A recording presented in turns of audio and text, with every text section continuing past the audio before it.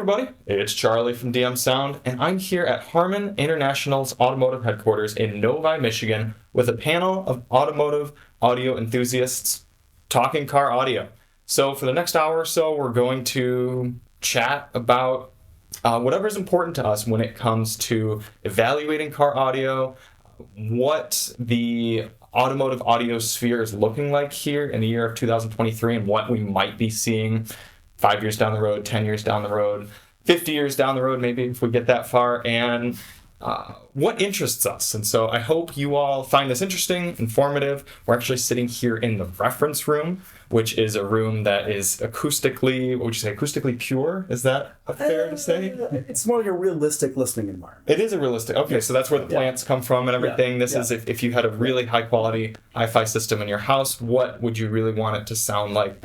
So we're going to take this time to chat car audio. So let's start over on the left, do some brief introductions and dig into it. Thank you, Charlie.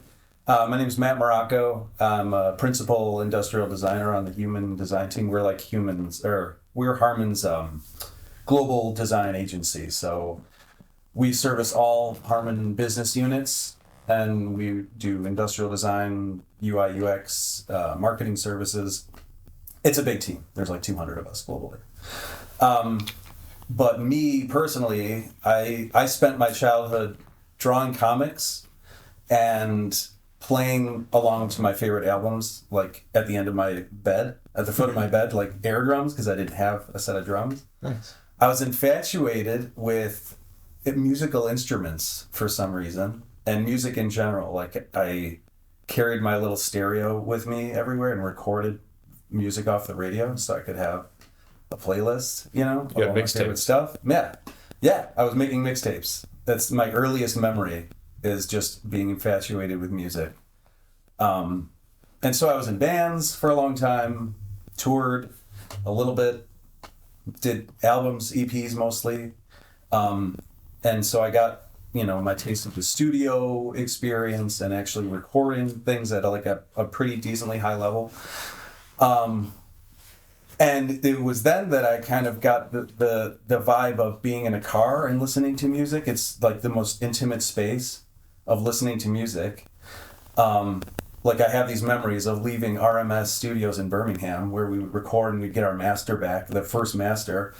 And, you know, when you listen to it in the studio, of course, you have these amazing speakers and the reference, like you get the feeling for what it actually should sound like. But the more exciting moment is in the car, listening to it on my way home from the studio, because that's how most people are going to experience that, what you just did, you know?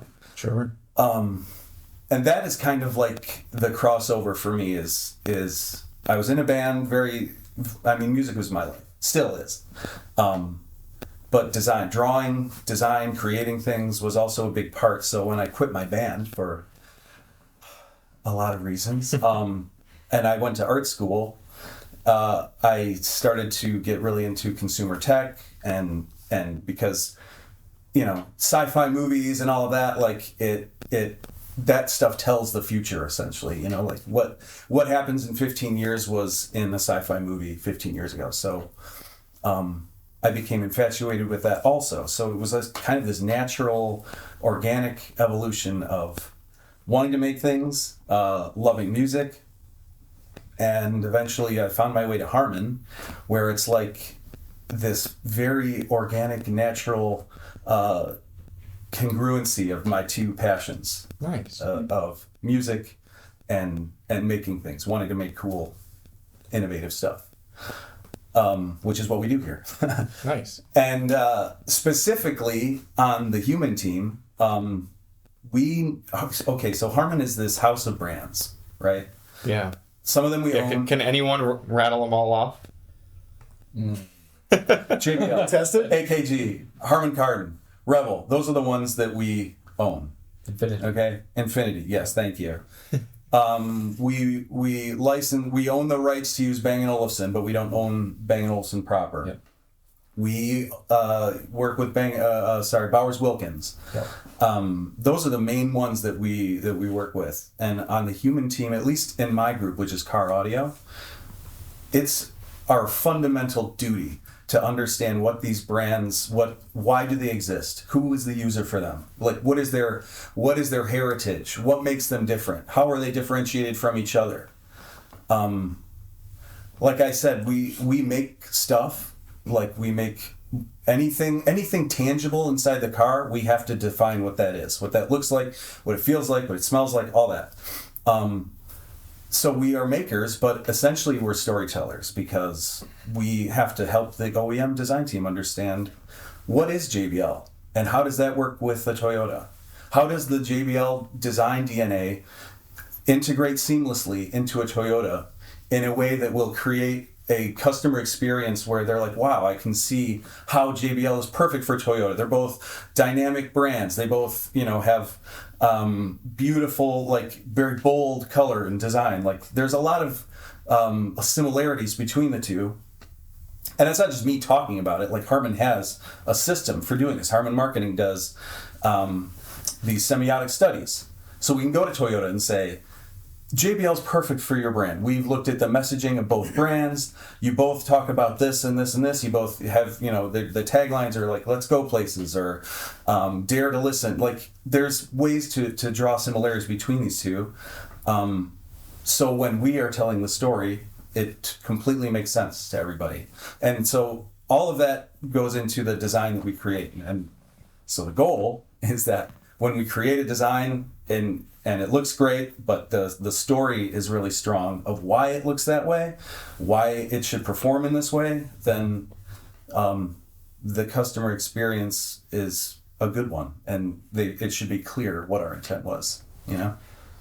That's awesome. I mean, there's a great intro into how much goes into an audio system that has nothing to do with audio.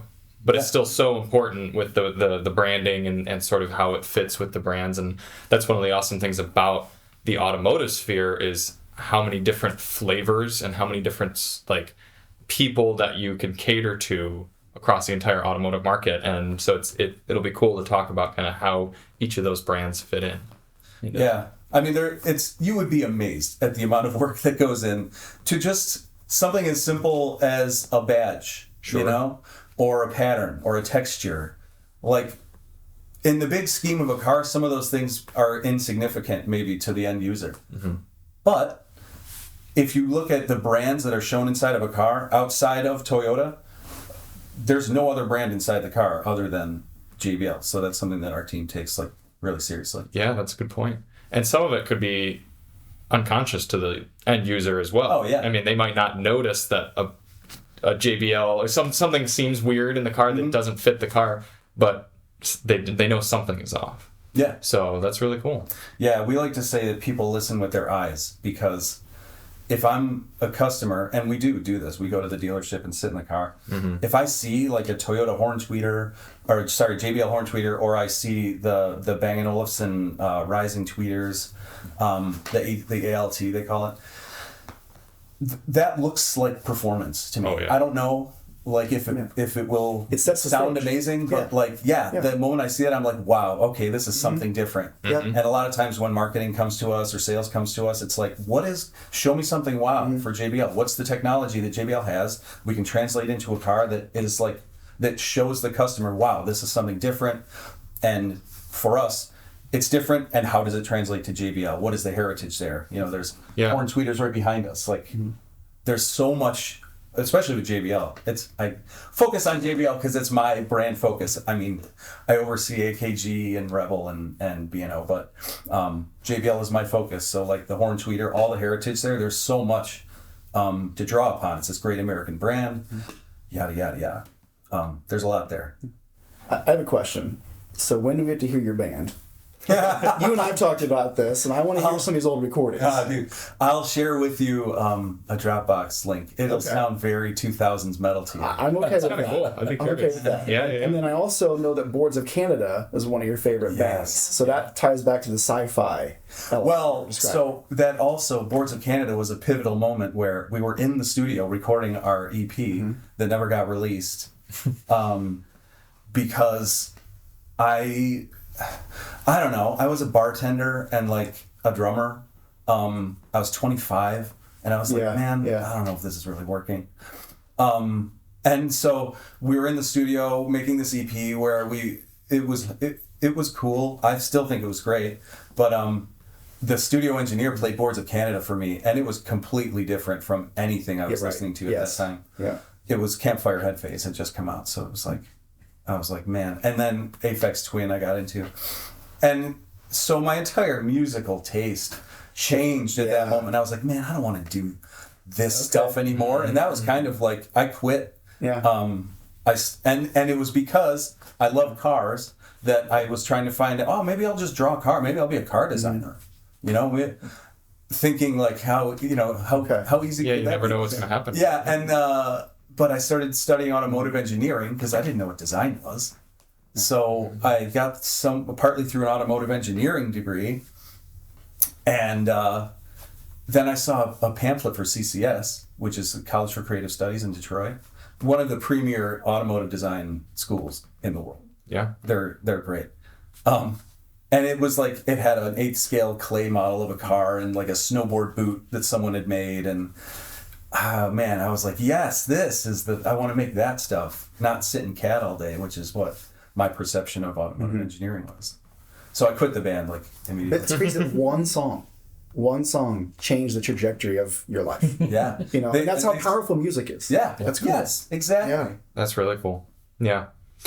Whoever's team it might have been, have you guys ever considered doing, or have you done an experiment where you put a user in a car, a listener, and have a really boring looking audio system and then one that looks really flashy but they sound the same?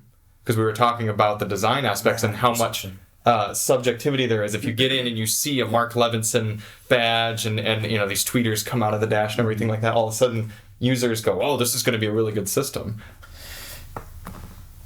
So specifically, no, or at least I haven't. I don't think you have, Jonathan. No. It's interesting. It can go both ways because the brand also sets up a perception. If you get in a vehicle and it's got a really a high-end niche brand in it, you expect to be blown away. Sure. And if it doesn't, you're like, well, that wasn't very special. Yeah.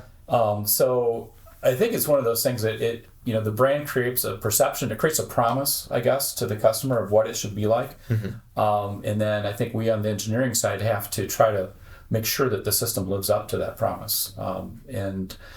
But it's a good question. And then again, it's sort of the placebo effect. And it would be interesting. We should do that sometime just to see if the scores change. I agree. You're hired. Cool. Let's close it up. I think we talked about doing this one time or something similar. Yeah. Because on the design side, we face the issue of the trend is to minimal interiors, whether it's fabric or whatever. So even things as simple as a brand badge or something are like, how can we hide that or minimize that or all that? And so the challenge for us is like, how do you express brand when everything about the brand is stripped away? So doing a study where we say, hey, so you can see the innovation versus not seeing the innovation. They both sound great. Mm-hmm. What is the... Yeah. So this is great because we're talking about how Harman has all these different brands. And we've primarily been focused, up until like say the last 5 years on the sonic differences of those brands. And the conversations you and I have had, we've acknowledged that the visual aesthetic sets that stage, as you were talking about, right? It sets the expectation. As a consumer, if I see ornate grills, if I see a unique pattern, if the cabin just expresses something that is going to be special, then I have an expectation on the audio side that it's going to meet that. Yeah. So it's that double-edged sword a little bit where, I can set the bar up here aesthetically, the sound better deliver as well. So yes, I think focusing on those types of studies, the user's perception of all those various qualities and how it comes together for a single brand experience is very important. And I think we should focus on doing more things like that if they're not already in the works right now. So. Yeah, and we'll talk a little bit more through this about the total experience, what goes more than just audio quality. But Harman has so much cool technology that I've seen a little bit from some of your demos that is going to kind of transcend that just the audio experience into all the technology that goes into a car these days. So it was Matt, right? Yep. Matt and user design. Yeah. Industrial design. Okay, great. Moving on. Yes, hi. I'm Tessa Fornari. You can just call me Tess. I am a field application engineer, and I work on the solutions management team. And what that team is we are sort of this like pivotal point of communication for customers to come to us, and we help find the solution for what they're trying to do.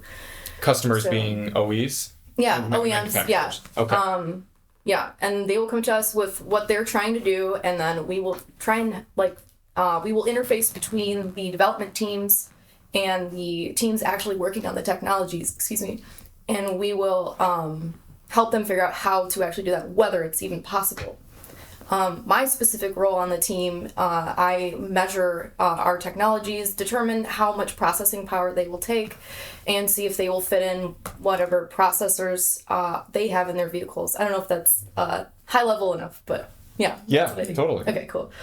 So that's kind of what I do. I also help with user support with some of our in-house software. Like I teach customers how to use it and how to do what they're trying to do. So that's been my major project that I've been working on lately. So yeah, I graduated from the University of Michigan at the beginning of last year. My bachelor's degree was in performing arts technology. So it was sort of a hybrid degree between audio engineering, sort of more on the technological side, and the music production side, because I'm also a music producer.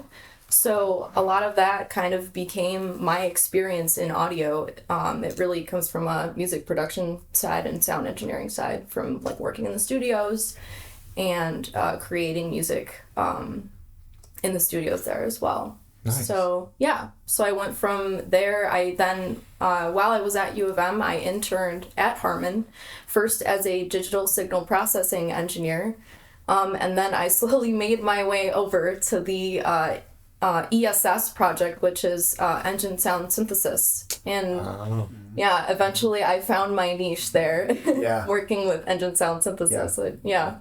And that was an extremely fun project to be part of, because I got to apply my sound design skills to the actual software side. So yeah, and that was very cool, because there's also a lot of the design kind of involved in that. And we designed sounds such as like a light bike kind of inspired sound. That's Tron, right? Yeah, from Tron. Cool. Yeah, because Tron is awesome, and we totally had to make something based off of that. So yeah. Did you happen to work at all with BMW and their electric vehicle sounds? I don't think so. This was in 2019. Okay. Yeah, and I don't think I was part of like any specific OEM project, because I was an intern. So right. I was doing more of like an independent study kind of thing. Okay. With ESS at the time. Gotcha. But it was later used and applied. Some of the stuff that I was doing then was then made into a granular synthesis block in one of our softwares that we have. Okay. So some of that was taken from there and then was later developed even more from what I did too. So that's a fascinating sphere of car development right now, and sort of which trajectories to go with that idea, because as EVs are coming more and more online, we're seeing this, some people like to have some sounds with their cars and everything, but so far most brands have done it so poorly that it's like, why would you want to just be sitting at 70 miles per hour listening to this hum? I mean, for decades auto manufacturers have chased silence, and then all of a sudden we're adding injecting sound. But the one brand that's done it really cool is BMW actually teamed up with Hans Zimmer. And I've got to make this brief. You all probably don't know this, but so cool. And if you all haven't experienced it yet, or if you all haven't experienced it, check out our review on the i7, the BMW i7, and some of the drive modes. I mean, it sounds so cool just to put your foot on the gas. And I've never had that in an EV before. So it's cool that you got the opportunity to work with that. Yeah, that was definitely one of the big challenges, is why are we making sound if like the very like byproduct of energy being used is sound. Yeah. So obviously you don't want sound, because if you have sound, then you're inefficient. So you have to make sound efficient. Sure. And I think that is one of the most difficult things, is to make it sound efficient and not annoying. Yeah. When you're going like at the same speed for a long period of time. So. Well, again, with that BMW system, what they did really smart is it makes noise when you're accelerating or decelerating, but when you're cruising, it's silent. Yeah. But some of these other brands have just kept a steady state noise even as you're cruising, and it just doesn't make sense to me. So the mindset behind all that is really interesting. Yeah. Now, do you have, going back to, you said what you do now, kind of working with the OEs and the customers, are there certain brands, do you see some brands being more involved in the process and more kind of passionate about how their audio systems are going to work versus some other brands, and you don't have to name names, but kind of taking more of a back seat? Yeah. I think some OEMs come to us as dreamers, and they have this grand vision of what they are trying to do with either like ESS, or it's just some of the technologies they're trying to fit in their vehicle and how they all want them to work together. But obviously there's a lot of different issues with trying to get multiple technologies working at the same time. It can get very complex. Yeah. So that's where we come in, and that's where we work with them to see if it's possible and how it's possible. Sure. So we take their dream and we take it and we do something to address it. Yeah. So yeah, it does vary between the OEMs what they want, because some of them have a little more of a down-to-earth like understanding of what they want to do, and then sometimes they come to us at the very beginning and it seems very unattainable, but there's a way to approximate it, like with solutions and what we can actually do. But yeah. Well, and with a company like Harman, you've got this huge bath of resources that you could provide. I mean, I'm sure if money is no object, you could provide your customers with literally anything they ask for, but you can kind of mix and match, be like, all right, if this is your kind of budget, this is sort of where we can work. And that's got to be cool, being able to have all those resources behind you. Yeah, I think even then, like having resources, it doesn't always mean that it's going to be doable right away. Sure. Too. Yeah. Right. Yeah, because there's a certain amount of development that will have to go into what they're trying to do and how long it will take, and they have a deadline for when they want it to happen. So yeah, usually the most like realistic path to take is going to be like what we have, and then we adjust and go from there. And yeah, so okay, yeah. We'll move on to you, Jonathan, here in a sec, but I have one more question kind of that I'm sure you can weigh in on, but maybe someone else can as well. With a lot of new auto manufacturers, we're seeing sort of this shift away from model year cadence, and more brands like Tesla who are kind of just tossing in updates to cars, not even just over the air, but even physical updates kind of at random times throughout production. Are you seeing any more of that in the automotive world? Are more mainstream brands coming to you and saying, like, we want this in our car, like, ASAP, or just like, are they sticking to very like we don't need this until the next model year sort of thing? I've seen over the air discussed in some of the newer vehicles that are being developed. Okay. Though I don't know if that is going to cause a full like deviation from the model year model. I think it will change how the technologies within each vehicle are developed. But the vehicles themselves, I think, are still going to be developed model year. But obviously, I'm not like I don't know for sure. But and you might see some of that in the engineering side. I think, Jeff. I think, and you can differentiate between hardware and software as well. I think in the hardware side of things, you've got to go through these very extensive validation cycles, and they just take a ton of time, and it's really hard to take shortcuts there and so forth. But on the software side, even I know in some of the projects we're working on, our plan, we'll be going through, once we get version 1.0 out, we'll be going and doing quarterly releases of updates of the software. Okay. And, the OEM may not pick up every one of those quarterly releases, but the idea is that the product is continuously refreshed and improved as a function of time. And I think to answer your original question, the car makers are definitely picking up on that. And I think that's one of the reasons why you're seeing the car makers, one amongst many reasons, driving towards this idea of software-defined vehicle. Yeah, it's because they can do that, and it's following the lead of the phone manufacturers. They see the phone manufacturers getting away with it and working well. We got to do this in the car as well.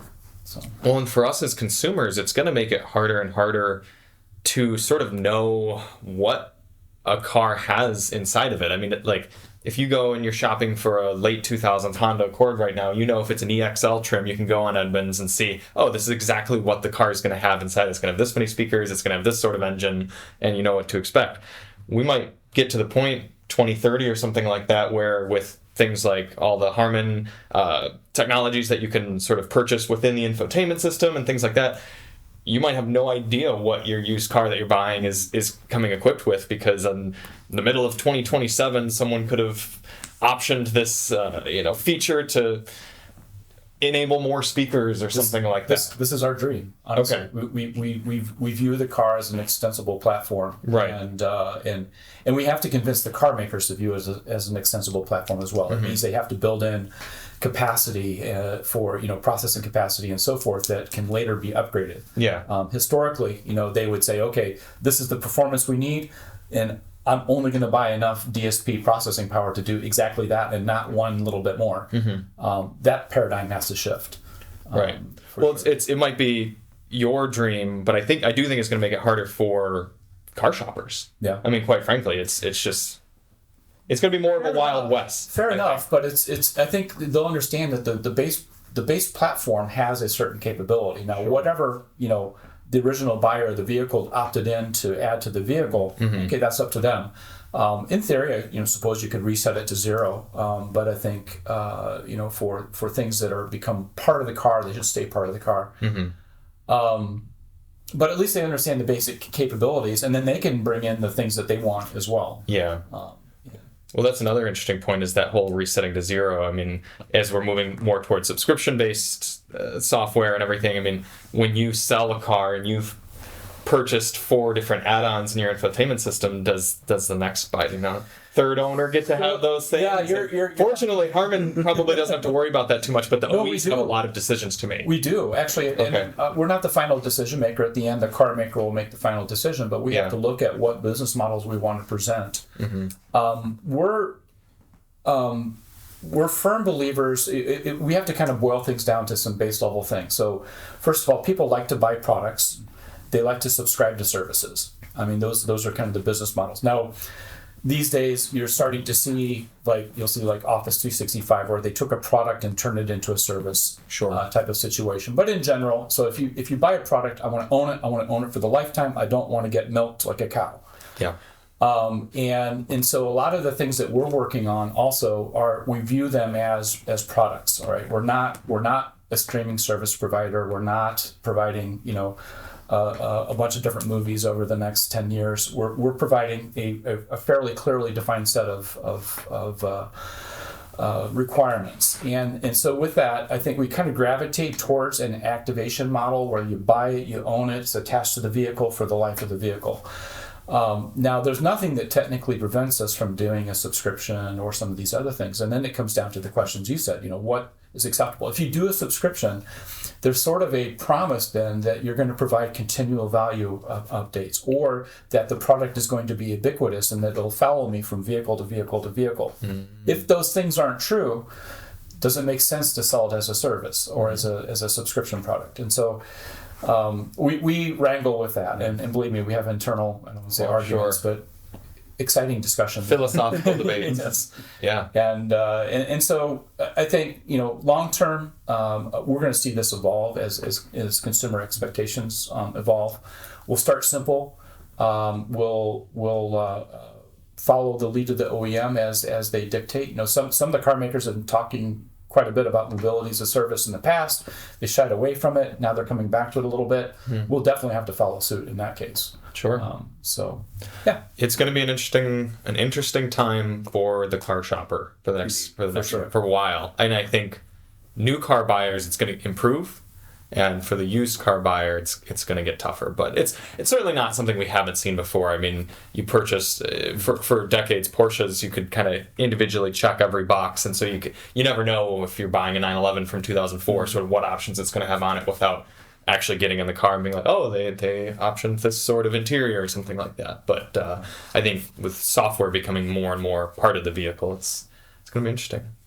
It's nice to meet you. Yeah. Tess? Jonathan? Yes. So my name is Jonathan Pierce. I am the Global Director of our Sound Quality Benchmarking Department. I work with our engineers and product managers to conduct listening tests for anything that creates a sound emotion or invokes sound quality. We want to make sure that we're putting something out there that meets the masses. So traditionally things work in our industry based on the opinions of very few. So I've been in this industry for about 20 years. Typically how your car audio system gets tuned is it goes into a singular garage bay where a engineer, maybe two, they tune that system. So what that means is they plug a laptop into the amplifier of the car. They can individually control all the speakers of that car, and they want to orchestrate all that to come together to the various seating locations in the vehicle based on what they believe is, again, good sound. Music that they're using for reference, maybe a target curve for the brand that they're going for, but essentially tuning around the challenges of the car itself, because a car is honestly a pretty challenging environment, if not the worst place to possibly theorize putting sound. But we'll get to that. Then those two individuals would then probably show it to one customer, and those few would agree that this is the sound quality we want to put out into the world, and it gets launched. If that model worked sustainably or consistently, every car out on the road would sound great. And as you know, that's not usually how that works. Mm-hmm. So what Harman has done for decades is we've employed the idea that there really isn't a golden ear. There isn't one person who just knows what everybody believes sounds good. Our engineers follow certain guiding principles, of course, and then they are well trained, and they're going to put their vision into the car or that brand. But we are selling to consumers that are different heights, different different physical traits, have different preferences. So we want to orchestrate listening tests that encapsulate that geographic dynamic, if you will. So we put those people into the car, we get their opinions on the various attributes that we've trained them to understand. We get scores and feelings based on how they emotionally feel about that sound quality. That then goes back to our product team, our engineers, where they then put that into consideration whether we need to make improvements in the system, whether we think we're good to go to market or to show customers that this is a viable product that we're ready to have people experience. Mm-hmm. So it's a fun job when you're giving people good news. It can be a bit challenging, when you have to, not tell them their baby's ugly. It's not that. It's more being able to articulate to them what maybe are the weak points, but also giving solutions. How if people don't like the bass, what can we possibly do to make the bass quality better? Sure. Within the challenge of the packaging, the hardware that was chosen, tuning time, and then things like that as well. Right. How I got into this job, because it's very unique in the industry. Much like my colleagues, I loved sound, probably more than the average person probably should. I think I can identify with both of you in that regard, where my earliest memories are, my mom has this photo of me in the driveway, playing band with my friends. I was probably 4 years old, with like that little plastic drum kit, and somebody had their little tape, deck, like Walkman, that had a microphone attached to it. That was me. I was the lead singer of the band, which oddly enough still translates into today. And I think it was the emotion of music that drew me in. I think it was the storytelling aspect, the fact that, as I mentioned earlier with Matt, a single song can turn everything on a dime. It becomes the soundtrack to your life too, where your good moments can be relived throughout history. So I'll be 60 years old and hear a song that probably reminds me of like that first love, or sitting in the car outside your girlfriend's, house after she dumped you, right? That sad song that brings back those emotions. Music is powerful like that. It's a very emotional force. So I knew at an early age that music meant more to me than my friends, because I would go to the CD stores, the record stores, and spend so much time trying to find that one song or that one album, like digging back into your brain what you found on the internet that week and wanted to find it in the record store, and they're trying to pull you out because you got to go do something else. In high school, I traded a football for a guitar.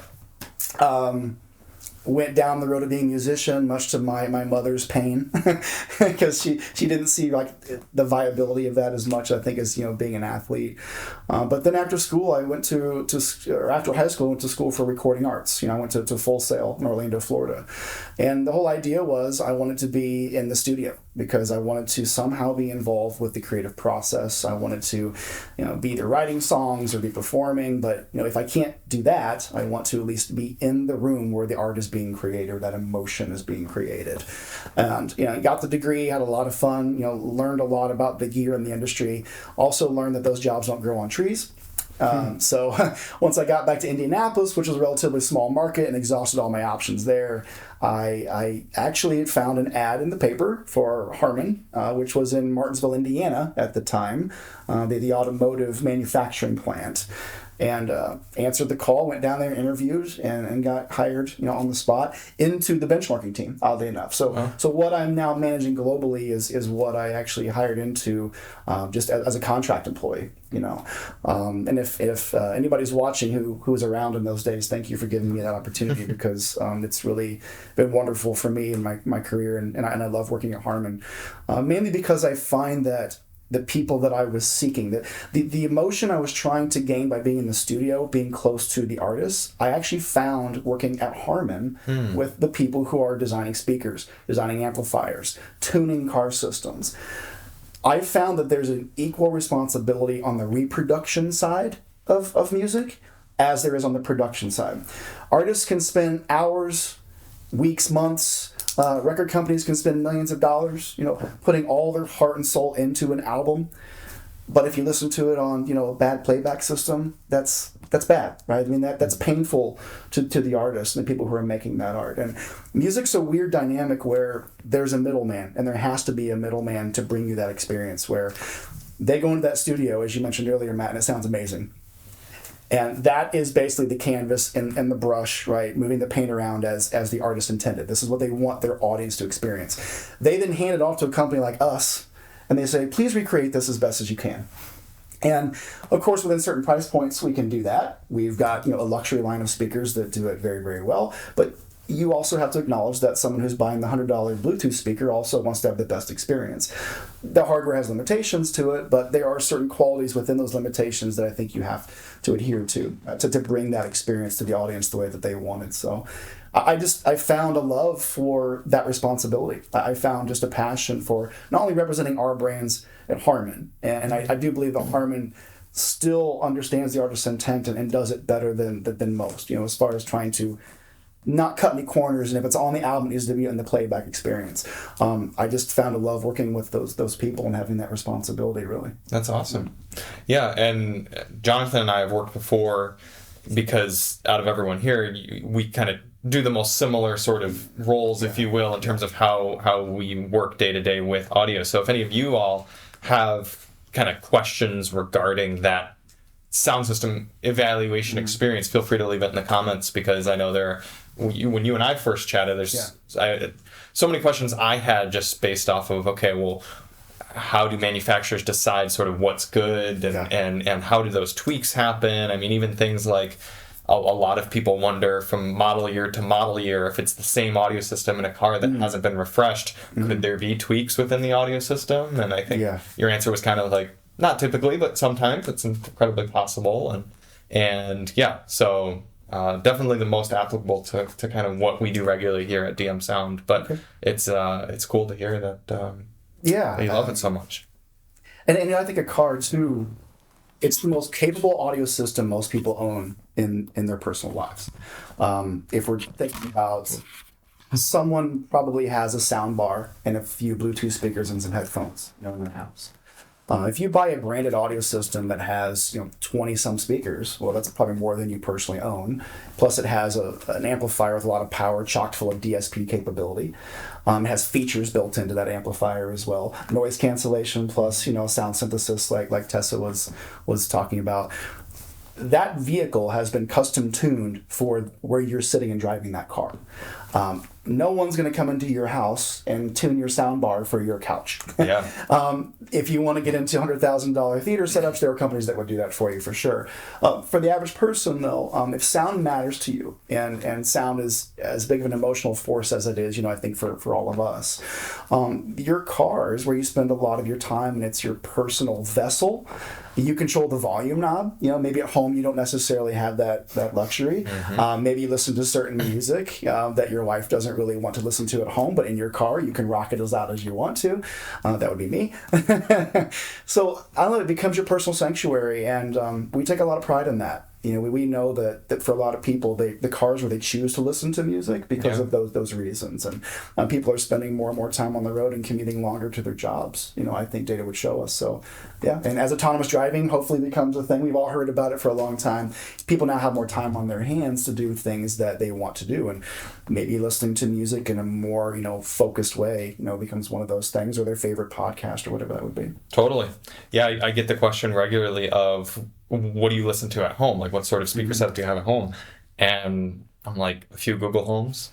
Like, that's it. Just really nothing crazy, nothing special, because for that similar reason. I mean, I'm not... I maybe someday I'll have kind of my own room where I can set up a great listening experience, but in general, that's more calm kind of music in the background as we're making dinner, whereas in the car, that's my opportunity to really jam out. So totally with you on that. Feel the music in a car. You get that haptic sensation when the bass hits. Right. It touches more senses than just the audible. Yeah. So headphones, great. I have a great pair of headphones at home as well. It's all here. It's accurate. It's clean, but I feel the music, physically like I would in a car environment or in a good home setup, and that's part of the experience as well. Absolutely. Yeah. Great. Next. I'm Jeff Rehm. I am in the product management team in the car audio organization, and I am focused on our car audio experience product. So basically, software-defined experiences that are kind of extending the value of a traditional branded premium audio system. So, in short, we're kind of creating the future of branded audio. So in the past, it's been primarily an acoustic experience. I mean, in the initial, and in fact, many, let's call them entry-level branded systems, you turn it on, it sounds good, and that's about all you're going to get out of it. Whereas, let me rewind a little bit to put this in context.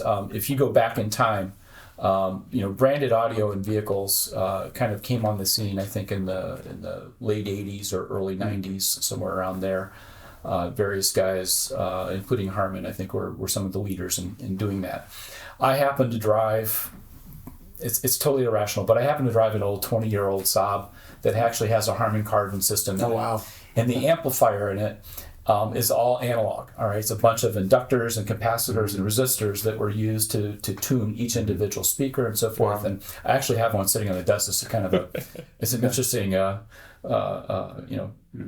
coffee table item. But point is, so that defined, an audio experience. And then, maybe 15 or 20 years ago, the advent of DSPs, we started to actually use software to define what that audio experience would be.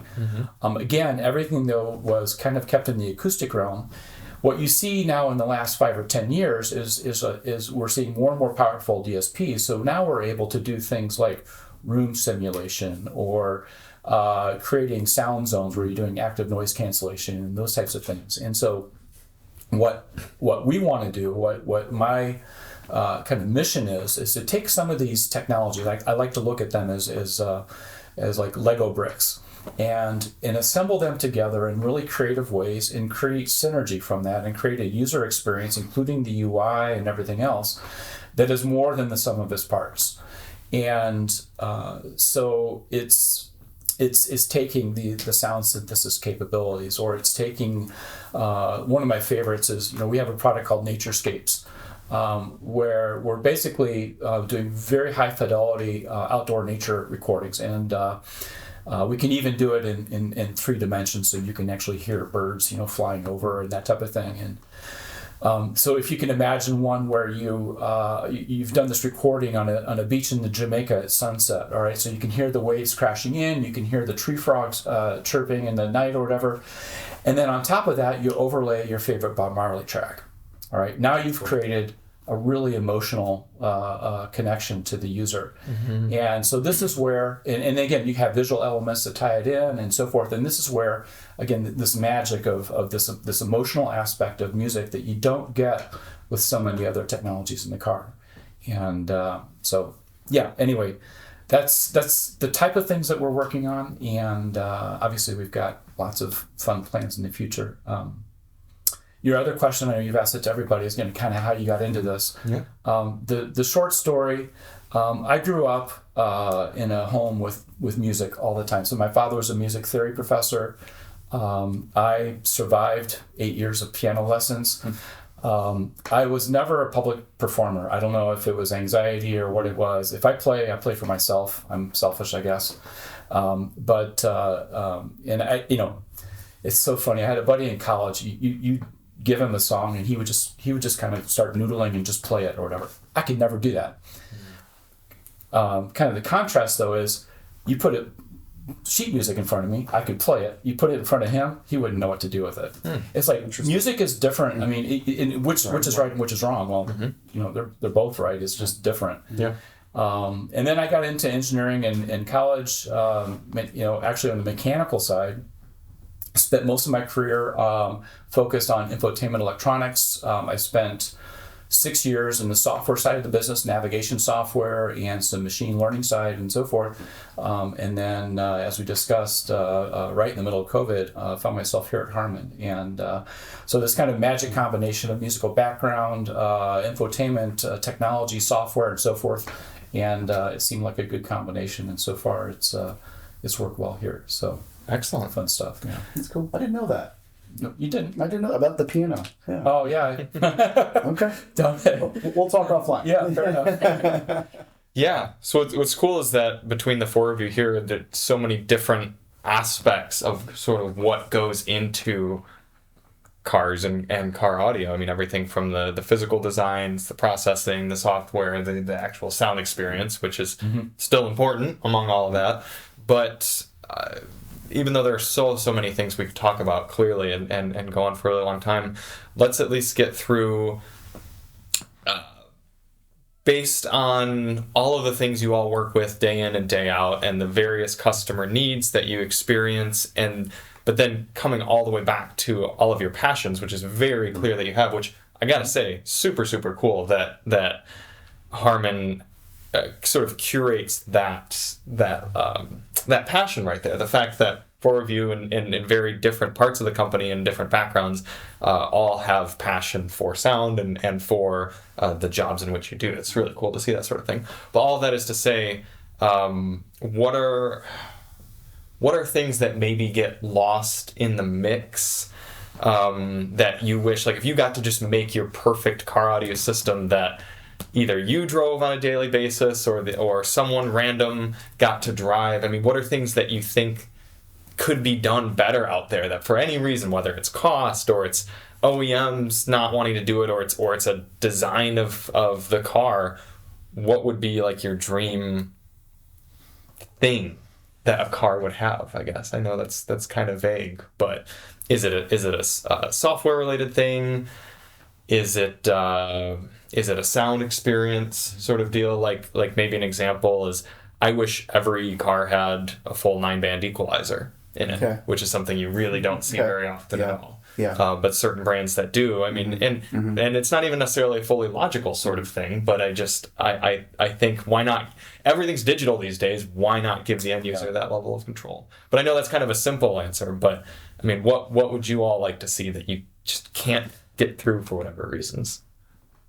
If I could answer first, maybe. Yeah, so, yeah. And I touched on this earlier, and in fact, I want to give you that 9-band EQ. I want to see the systems be extendable, and not just extendable, but also by choosing that, say, yeah, I want the audiophile option for this vehicle, where I get the 9-band EQ and I get the really granular controls for these things. That's not for everyone, right? Maybe only 10% of the population actually wants that. Everybody else wants an easy button. But for that customer base, you can provide that, and you can do that in software so easily.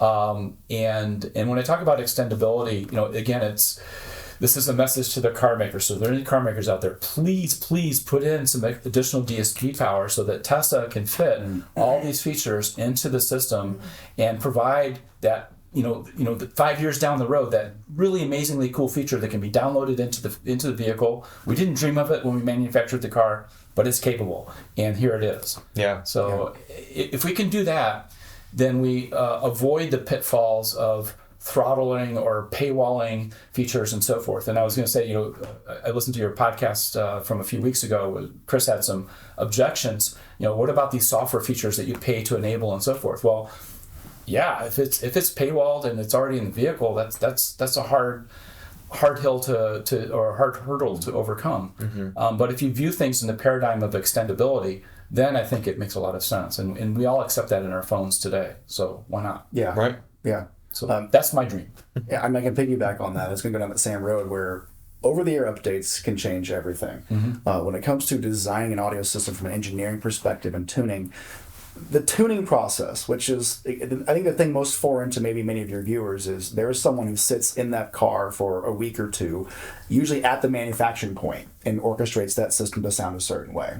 And it's long hours. It's and in some way chasing an idea that can kind of tune yourself into a corner, so to speak. Yeah. Meaning that maybe when you leave the final tuning, there's some things you would have changed. Or you finally get to hear the car for the first time 6 months. You go to a dealership and listen to your work and it sounds different, right? Because trim tolerances change, or maybe there was a last minute grille design change, something that changed what you created at that last tuning point.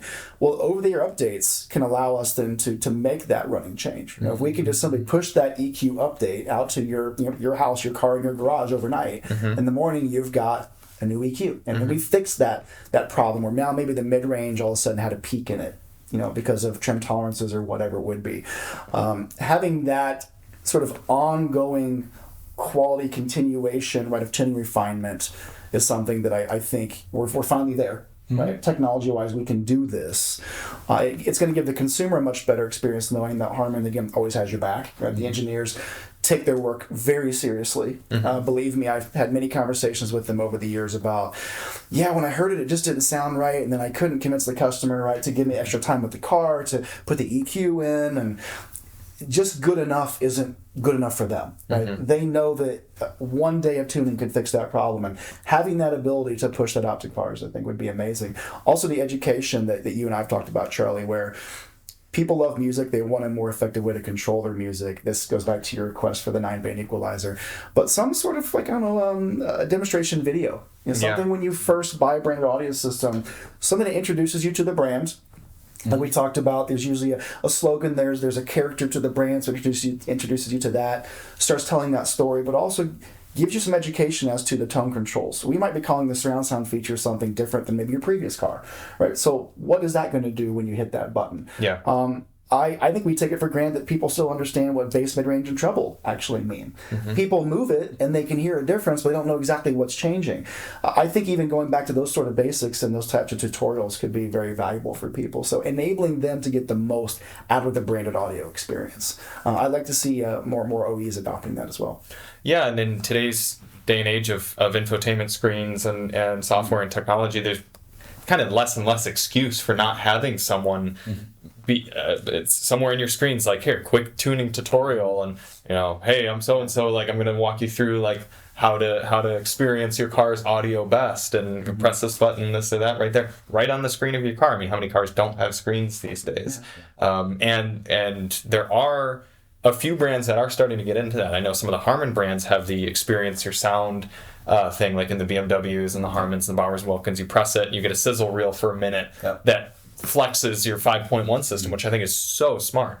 But Mercedes, with a lot of their Burmester systems now, will walk you through a 5-minute tutorial on, they'll play kind of a bass instrument, like, do you want this to be louder or softer, and you sort of customize that, and then they'll play a treble instrument and say, do you want this to be louder or softer, and then it plays them together, and then it's like, okay, do you like this, yes or no?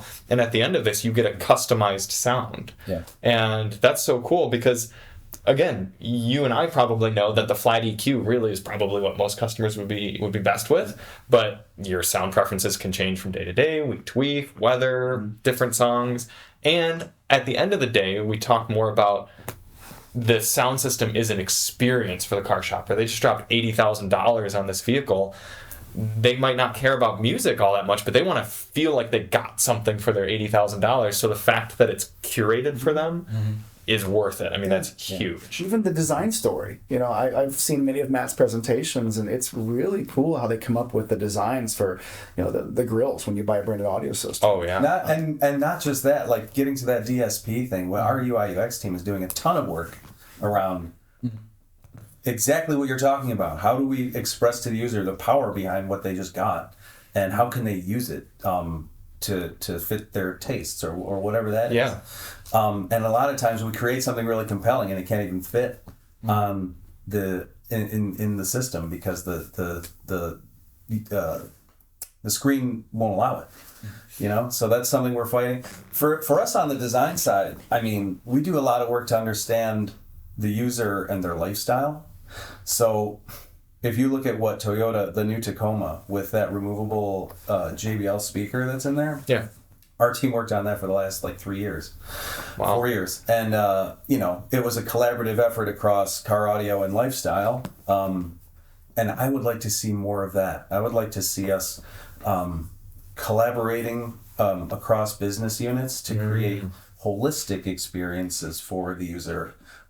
Where, if you're not aware of it, it's a JBL Bluetooth speaker that's removable. It's in the IP. So it functions as a center channel speaker, but then you remove it because the Tacoma is designed for overlanding enthusiasts. So you park at the beach or the campsite or wherever, and you take the speaker out, and now you have something with you by the fire. Like that kind of attention to how the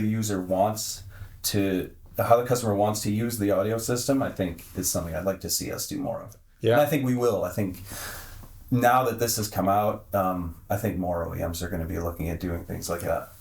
Yeah, and it's another way to think outside the box on top of, a sound system needs to sound good, but how else can it help sell the car? I mean, that's a feature that you can put in a features list that, without even hearing the system, someone can go, I want that because of that feature. Yeah. Which is pretty cool. And what's interesting, too, is everybody accepts Bluetooth speakers into their life. They're commodities, they're really cool. Everyone has multiple ones.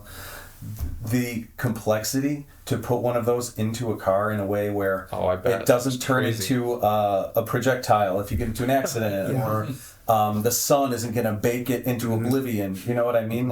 Those are all things that we had to consider with the vendor that was making this. So it was kind of an engineering feat, honestly. That is a cool speaker, though.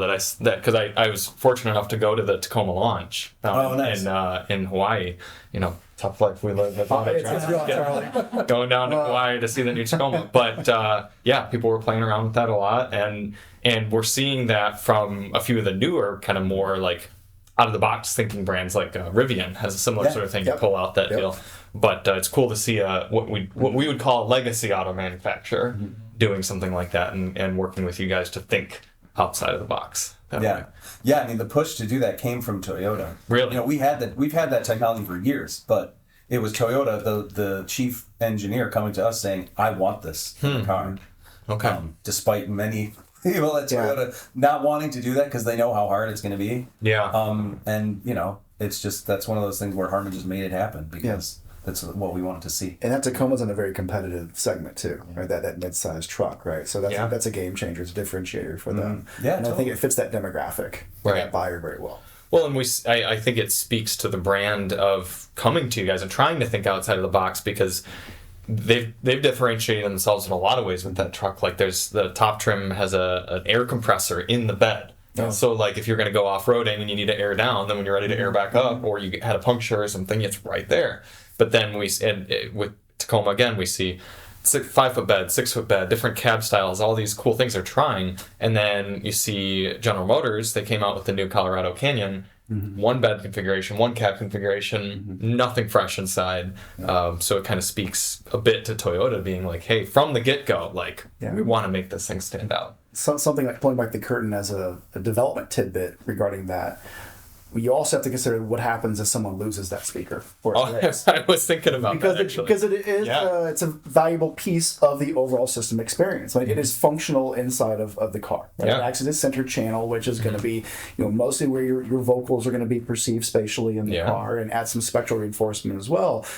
So we had to do a lot of rigorous user testing with and without it. to make sure that if it wasn't there, right, what is the impact of that as well? So, because life is going to happen. Oh, yeah. And while someone's waiting on their replacement part, do they now hate their in-car audio system? So just kind of a peek behind the curtain is, things that we consider, right, as the supplier and how we use our various functions. Does the car warn you if you start it and the speaker's not in there?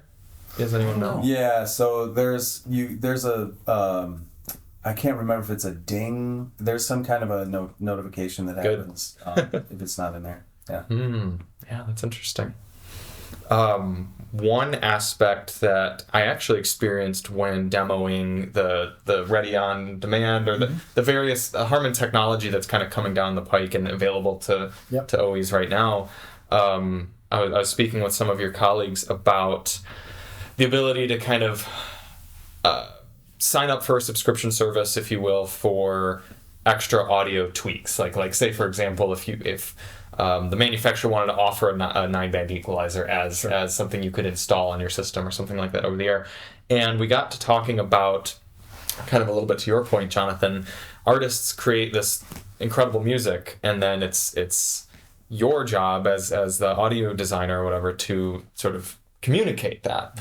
And we have these great systems that brands come out with, but then people still listen to them on compressed Bluetooth or Sirius XM, things, those sort of products that are really poor audio products. And quite frankly, it's not super easy for someone who's not very familiar with audio to even know what high fidelity audio is, much less how do I get it in my car. I mean, my wife is a big audio enthusiast, but from a casual side, if you will. She loves listening to complex music at loud levels, but she doesn't understand that plugging into Apple CarPlay is going to sound better than just going over Bluetooth or anything like that. So all of that is to say, one recommendation that I had is start packaging a subscription to maybe Tidal or Amazon Music HD or something that is an uncompressed high fidelity audio source in with your systems. If someone purchases a Mark Levinson or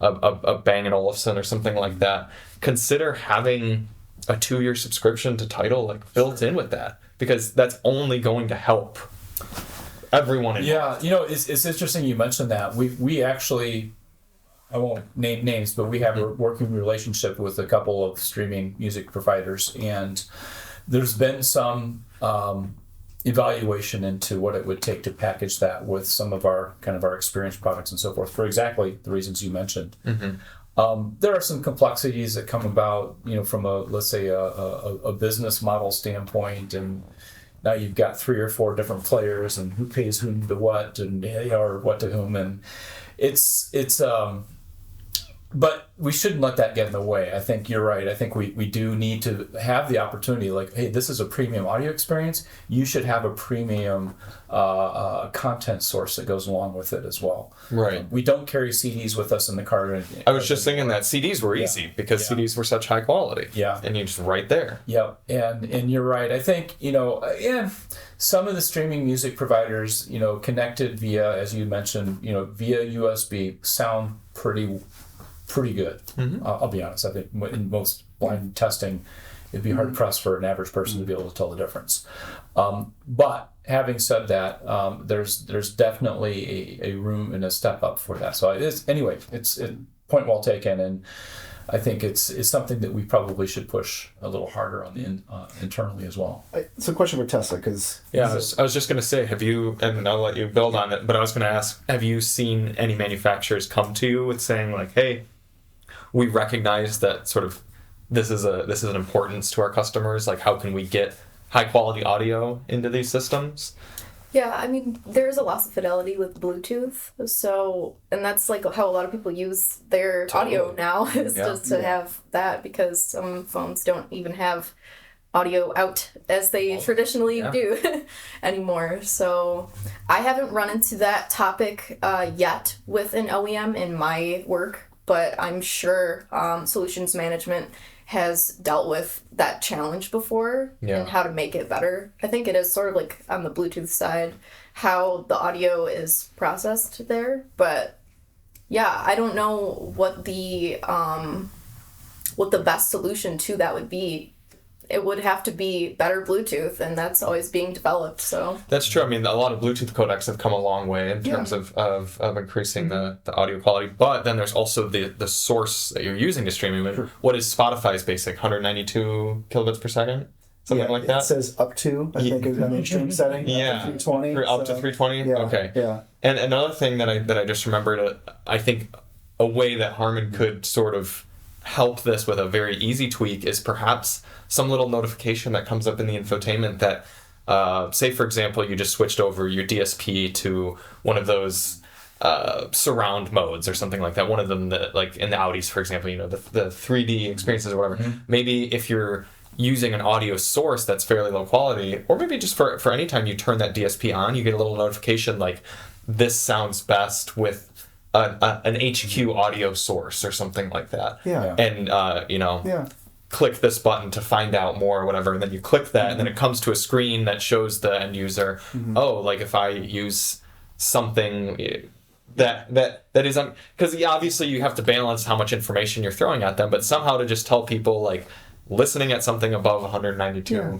kilobits per second would help this whole thing. And we have that today, like with the traditional AM, FM radio and HD radio. There's usually an indicator when you're in digital mode versus analog. Yeah.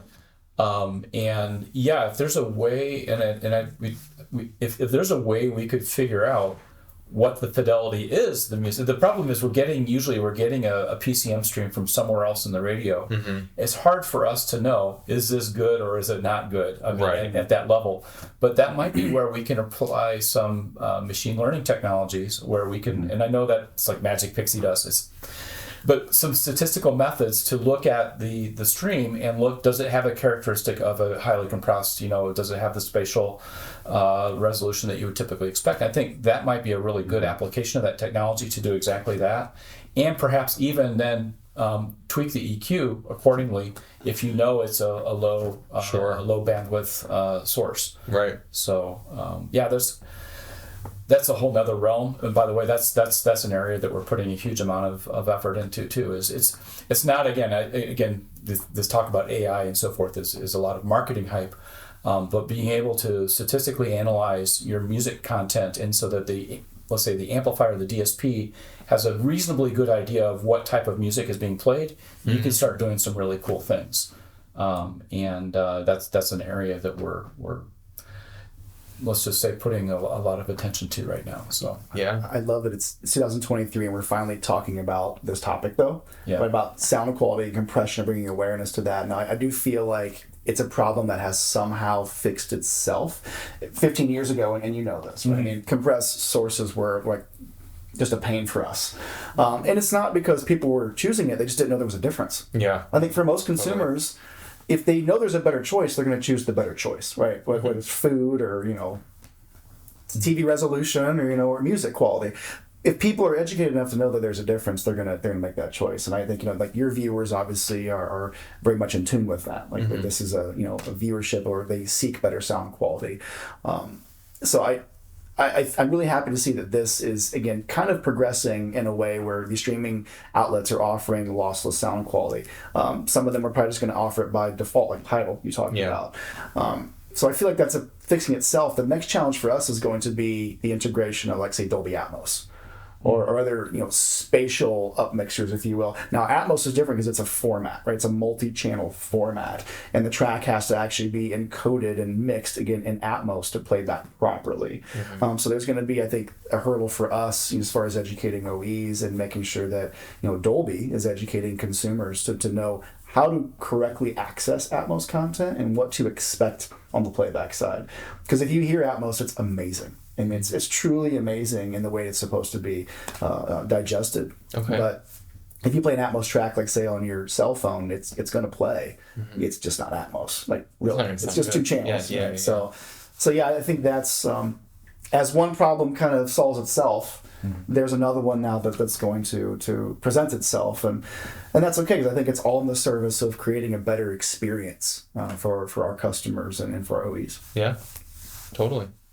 No, it's really cool seeing how much more goes into, as we've talked all day today, the much more goes into a car audio system than really just the audio. I mean, between the user, the way that things look, the constraints for the technology behind it. I mean, you can have an excellent sounding sound system, and if the screen is slow to respond, then it completely kills the experience. Yes. No one wants to sit in that car and poke around and get to their sound settings if it's going to take them 15 seconds and they're going to crash because they're not, their eyes aren't on the road. Or the rear deck buzzes every time the bass hits. Yeah, yeah. I mean, there's so much that goes into it. So it's so cool to kind of see everything that goes into there. I was going to ask a question of Tessa because so Tesla is a accomplished artist, so she performed at Movement. I did. Right? I did. So for those who are in the Detroit area, that's the former Detroit electronic dance. It used to be called DEF. Yeah. DEF, right. So as someone who has published their work and is a full-fledged artist, when you listen to music on like a Bluetooth speaker or a car audio system, and you listen to your own mixes, is there a pain there? Do you kind of accept that most people are probably not going to hear it the way that you expected it in the studio? But does that also drive you in your passion for working at Harman and what you do? I mean, when I'm mixing down a track, you want to get it as clean as you can on the cleanest system that you can, because ideally you can take that and then it will sound relatively good on any system. That's the theory. Okay. So, when I listen to something on like a Bluetooth speaker, sometimes the speakers are designed to make things even sound better than maybe the mix sound actually was, like more bass boosted, something like that. So there isn't necessarily a pain, but it's just a conscious knowledge that it's going to sound different on a different system because it's simply different. And I think that's okay, because when your audience is digesting what you've made, they're all going to listen to it on different things. AirPods, maybe like JBL pods, they're going to listen to them on Bluetooth speakers in their car, different kinds of cars. And, I have some things that I can listen on, but I'm never going to capture every single system.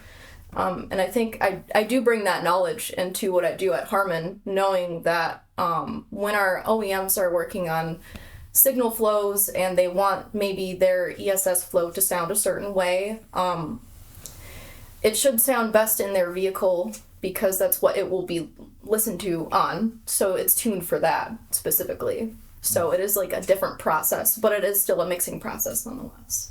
So.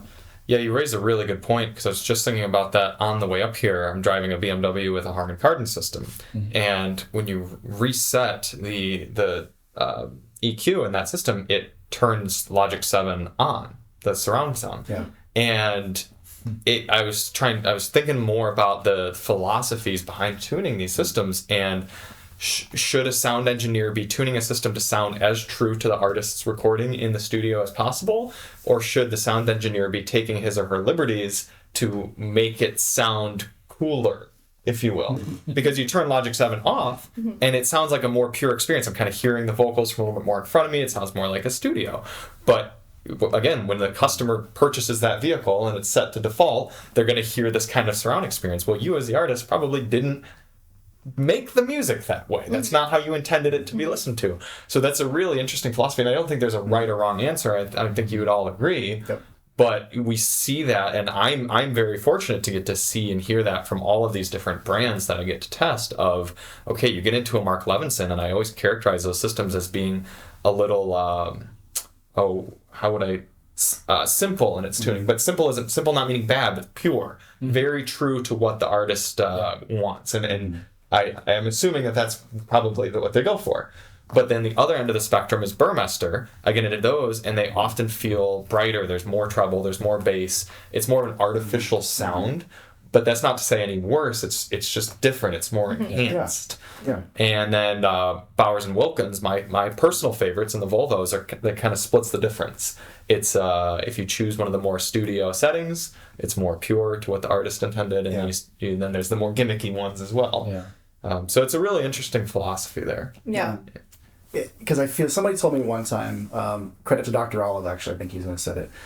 Our goal as music reproducers, using the wine analogy, we're not the winemaker, we're the glass. Right? We are to deliver the art, which is the wine, in a clear, transparent, odorless, and tasteless way. Right? You should be able to experience it the way that the artist wanted you to experience it. So I've repeated that in my 20-year career. Again, not my statement. I want to give credit to Dr. Olive for that. But I think that that's true. And then you mentioned, well, then you have a challenge of all these different brands, and it's also true. But we also know through user testing that people do like to experience sound in a very unique way that's personal to them. That whether it's their different physical types or just desires for bass or more mid-range or whatever. And I think that's the flavor we can put into the various brands. And I think that's also some of the philosophy that we want to take into, for instance, the ready-on-demand product strategy and so forth, where you it's built on the premise of an amazing sounding premium audio system, whether it's a Harman Kardon or Bowers & Wilkins or Bang & Olufsen or whatever it is. That's table stakes. It's got to sound amazing. Unadulterated. It shouldn't be, again, gimmicky or anything like that. But then the consumer then has a choice of bringing in additional capabilities, either opting in to just turn them on, or to download them and bring them into the vehicle. That allows them to be maybe the secondary artist that's painting the mustache on the Mona Lisa, or I didn't say that, but I mean, the people like to personalize their stuff, and everybody has a different idea of what sounds good. And giving the consumer the power to do that in a really approachable way, I think is a good thing. But I also agree with your statement. We should keep the artist's intention in mind always as a starting point. There's a funny story about upmixers. So like you mentioned Logic 7. We have another product called Quantum Logic, surrounded Quantum Logic Immersion. And the intent in creating that upmixer, which, for those who are watching, upmixer takes a 2-channel experience and creates a surround experience out of that, was to try to keep the original art intact as much as possible, so it's not destructive when you start steering it around to different channels or different speakers in the car. So if you put it back together, sample for sample, bit for bit, it should be the original artist's recording. Because we know our consumers want to have a surround experience, but to your point, you just said it, artists like Tessa don't go into the studio and create that. That's a surreal thing that we create on the reproduction side. But we also want to understand that by doing that, we are changing the art a little bit, right? We're deviating from what the studio experience was, but we have a consumer base that also wants to be able to your point, customize that and have that surreal enhanced experience too. So there's a line to walk, I feel like, as a audio reproduction, company, is just to understand, I've got Tessa on one side, and I want to make sure that we do right by her. That we have consumers who buy our products as well. I think there's a really great way to meet in the middle there, and to make sure everybody's desires are still met, and we're still making a good product to stand behind. Right. And to your point and yours, the processing power is getting so cheap comparatively to where we were 5 years ago, 10 years ago. I mean, there's really less and less excuse for an auto manufacturer to not spend a little extra and get the under the hood computing power there to have the base system, and then they can choose what kind of software goes on top of it. But I think consumers, as people watching, can hopefully, by watching our channels and doing their research and everything, kind of see what manufacturers care and are willing to put in a little extra money. People like Toyota saying, we want to go the extra mile to provide this experience for our customers, and what brands just want to kind of skate by with the bare minimum and be like, we'll throw a lot of speakers at the problem, it'll look good on paper, and boxes checked, we'll move on. So it's really cool to kind of see that the technology is there on the processing side and the software side, and then from your side, it's just how do you marry those two things? And some brands do that really well, of having the pure art and then the experience afterward. So we should get wrapping this up. Thank you all so much for helping put this together and join. It's so fun to. Thanks for coming. Yeah, it's this was fun. It's so fun whether we're talking fuel injectors in a car or sound speakers. I'm talking to anyone about their passions. And I think it's really cool to see an environment like this where people really do get to live out their passion day in and day out. So thank you all so much, and thank you all so much for watching. Obviously, let us know in the comments anything you might want to know or see in the future. These people are accessible, and I can relay questions and everything like that. Or even if you're someone who stumbled upon this and is kind of looking to create a career in sound passion, I'll say. Let me know and we can put you in the right spots. So thank you, everyone, and we'll see you on the next one. Thank you. Cool. Thank you. Appreciate it. Yeah. Bye. Bye.